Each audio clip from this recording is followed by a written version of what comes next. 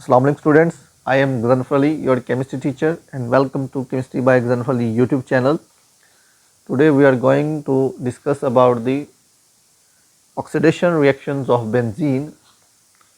Last lecture में जो है वो हमने बेंजीन के जो है वो एडिशन रिएक्शंस डिस्कस किए थे। इसमें हमने hydrogenation of benzene, halogenation of benzene and combustion reaction of benzene जो है वो डिस्कस किया था। आज के लेक्चर में जो है बेटे हम बात करेंगे ऑक्सीडेशन रिएक्शंस ऑफ बेंजीन के बारे में। सबसे पहला जो हमारा ऑक्सीडेशन रिएक्शन है बेंजीन का, that is known as catalytic oxidation.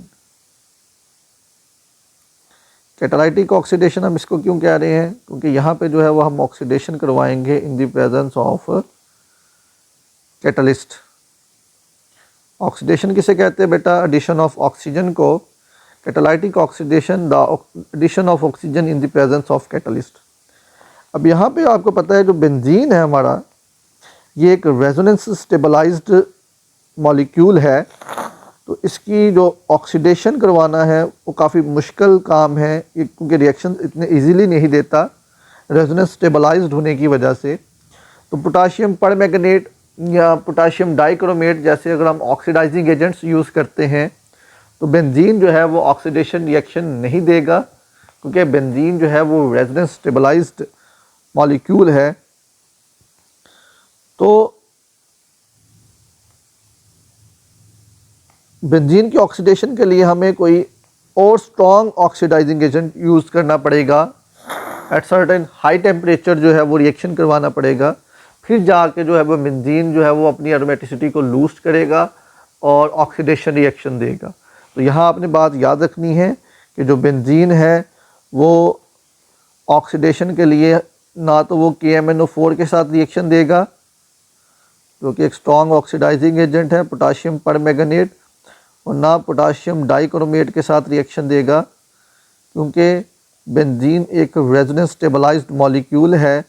होएवर ये दोनों जो ऑक्सीडाइजिंग एजेंट्स मैंने लिखे हैं, पोटाशियम डाइक्रोमेट या पोटाशियम परमैंगनेट, दोनों ही खासे स्ट्रॉन्ग ऑक्सीडाइजिंग एजेंट्स हैं, ठीक है, लेकिन बेंजीन को ऑक्सीडाइज नहीं कर पाते, क्योंकि बेंजीन जो है वो रेजोनेंस स्टेबलाइज्ड मॉलिक्यूल है।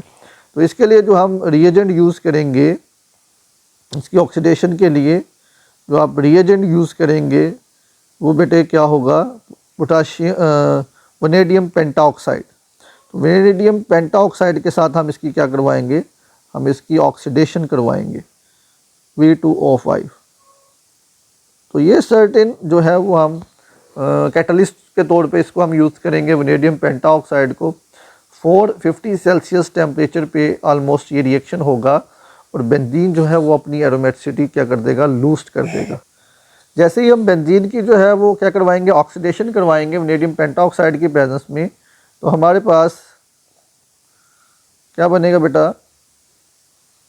हमारे पास मैलिक एनहाइड्राइड बन के आएगा। क्या बन के आएगा?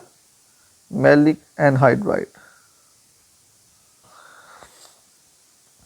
तो अगर हम बेंजीन की जो है वो ऑक्सीडेशन करवाते हैं वनेडियम पेंटाऑक्साइड की प्रेजेंस में, तो हमारे पास जो है वो मैलिक एनहाइड्राइड बन के आएगा। इसके अलावा कार्बन डाइऑक्साइड और वाटर मॉलिक्यूल्स जो है वो बनेंगे। साथ में क्या बनेगा? कार्बन डाइऑक्साइड गैस और साथ में बनेगा वाटर। अब इक्वेशन बैलेंस हम कर लेते हैं। यहाँ पे 2 कार्बन हैं और कार्बन डाइऑक्साइड गैस भी बन रही है, तो इसका मतलब जो बेंजीन है उसके 2 मॉलिक्यूल यूज़ होंगे और 9 मॉलिक्यूल ऑक्सीजन के यूज़ होंगे, और हमारे पास क्या बनेगा? Maleic anhydride. ये जो स्पीशी बन रही है this is known as maleic anhydride. Maleic acid जो है उसका क्या है? ये एनहाइड्राइड है। इसका मतलब अगर हम इसमें वाटर ऐड कर दें तो ये किस में चेंज हो जाएगा? मैलिक एसिड में चेंज हो जाएगा। इसके अलावा 4 मॉलिक्यूल कार्बन डाइऑक्साइड के बनेंगे और 4 मॉलिक्यूल ही किसके बनेंगे? वाटर के बनेंगे। तो ये बैलेंस्ड केमिकल इक्वेशन आ गई हमारे पास। अब ये जो मैलिक एनहाइड्राइड बना है इसकी आप क्या कर दें? इसमें फर्दर वाटर अगर ऐड कर देंगे तो ये किस में चेंज हो जाएगा? मैलिक एसिड में चेंज हो जाएगा।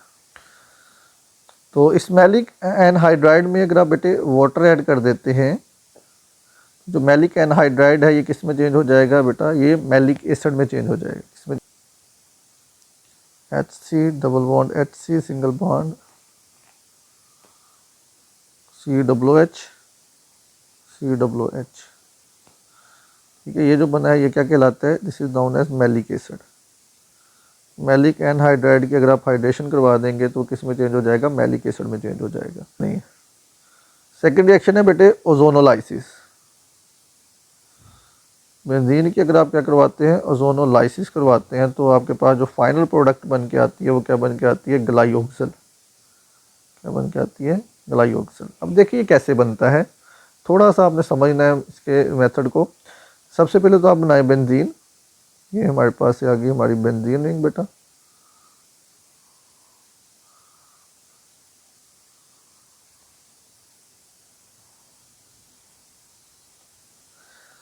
बेंजीन की क्या करवाएं, ओजोनोलाइसिस करवाएं। 3 मोल जो है वो ओजोन यूज़ होगी। हर डबल बॉन्ड टूटेगा और उसके साथ ओजोन का मॉलिक्यूल जाके क्या हो जाएगा, अटैच हो जाएगा। तो आपके पास जो बनेगा that is known as benzene triozonide. अभी मैं आपको बना के दिखाता हूँ। एक ऑक्सीजन आपका यहाँ पे आ गया, एक ऑक्सीजन यहाँ पे, एक बेटे यहाँ पे, एक यहाँ पे। ठीक है, एक ऑक्सीजन आपका यहाँ पे आ गया, ये इसका थर्ड ऑक्सीजन, ये इसका थर्ड ऑक्सीजन, और ये इसका थर्ड ऑक्सीजन आ गया। This is called benzene triozonide. इसको क्या कहते हैं, बेंजीन ट्राइओजोनाइड। अब ये क्या करेगा, खुद को रीअरेंज करेगा और स्टेबलाइज करने की कोशिश करेगा। मैं इधर ही रीअरेंज कर रहा हूँ इसको। ठीक है, रीअरेंजमेंट में क्या होगा, ये वाला बॉन्ड खत्म हो जाएगा, ये वाला बॉन्ड खत्म हो जाएगा,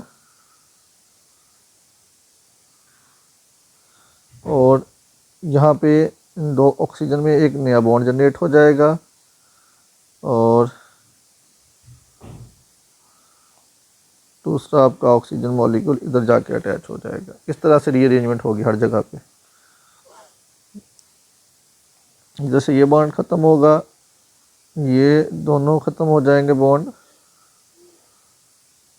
ठीक है, इन दोनों में नया बॉन्ड जनरेट हो जाएगा इस तरह से, और ऑक्सीजन जो है वो अंदर साइड पे चला जाएगा। अब नेक्स्ट क्या होगा, ये वाला बॉन्ड ख़त्म होगा, यहाँ से ये दोनों आपके बॉन्ड ख़त्म हो जाएंगे। नेक्स्ट स्टेप में आप इसमें 3 वाटर मॉलिक्यूल ऐड करेंगे। ठीक है, ये क्या करेंगे, ऑक्सीजन को निकालेंगे यहाँ से। तो इस तरह से जो है वो इसकी ब्रेकडाउन होगी। यहाँ से ये निकलेगा, और यहाँ से ये वाला निकल जाएगा, और यहाँ से ये निकल जाएगा।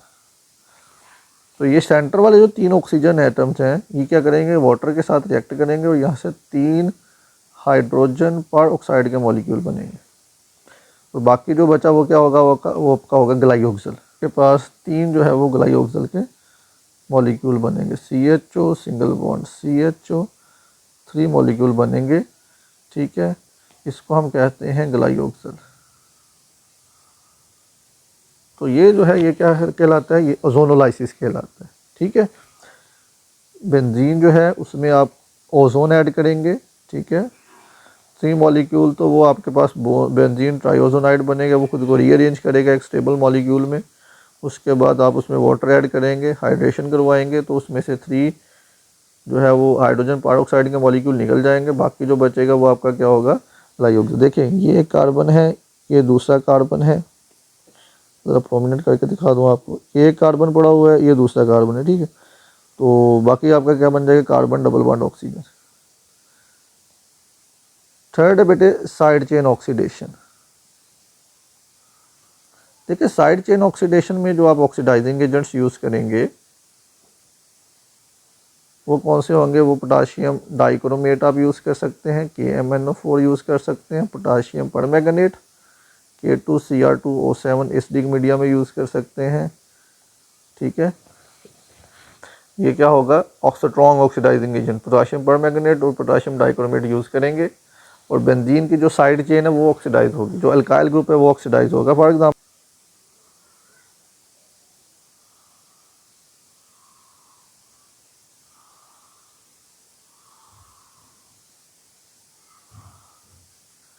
तो अब टोल्यूइन की क्या करवाते हैं, ऑक्सीडेशन करवाते हैं। तो यहाँ पे क्या प्रोड्यूस होगी, नेसेंट ऑक्सीजन प्रोड्यूस होगी।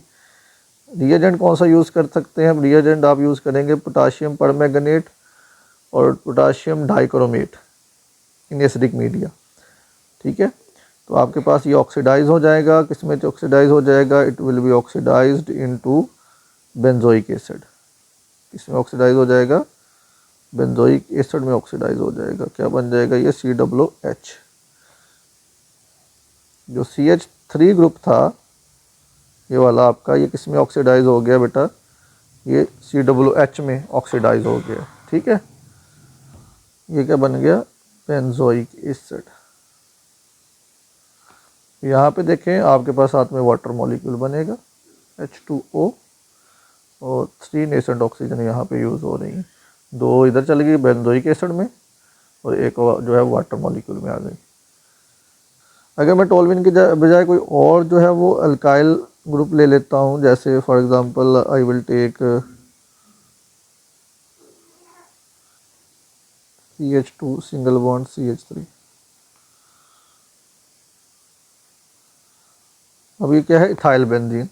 इथाइल बेंजीन की आप ऑक्सीडेशन करवाएंगे सेम रिएजेंट्स में, पोटाशियम परमैंगनेट विद और potassium dichromate as strong oxidising agent use होंगे। तो यहाँ भी जो अल्काइल ग्रुप है वो क्या हो जाएगा बेटे, ऑक्सीडाइज हो जाएगा। एंड तो इस अल्काइल बेंजीन की जब हम ऑक्सीडेशन करवाएंगे तो वे किस में चेंज हो जाएगा, बेंजोइक एसिड में। ठीक है, अल्काइल ग्रुप ऑक्सीडाइज होकर किस में चेंज हो जाएगा, बेंजोइक एसिड में। साथ में बेटे कार्बन डाइऑक्साइड गैस बनेगी और साथ में क्या बनेगा, वाटर। बैलेंस कर लें इक्वेशन, अल्काइल ग्रुप तो चेंज हो गया किसमें, बेंजोइक एसिड में। 2 ऑक्सीजन तो आपकी इधर आ गई, 2 ऑक्सीजन कार्बन डाइऑक्साइड के पास है, 1 वाटर में, तो 6 नेसेंट ऑक्सीजन यहाँ पे यूज़ होंगे। तो सेम जो है वो रिएजेंट यूज़ करेंगे potassium permanganate, potassium dichromate oxidising agent के तौर पे। 2 वाटर मॉलिक्यूल बनेंगे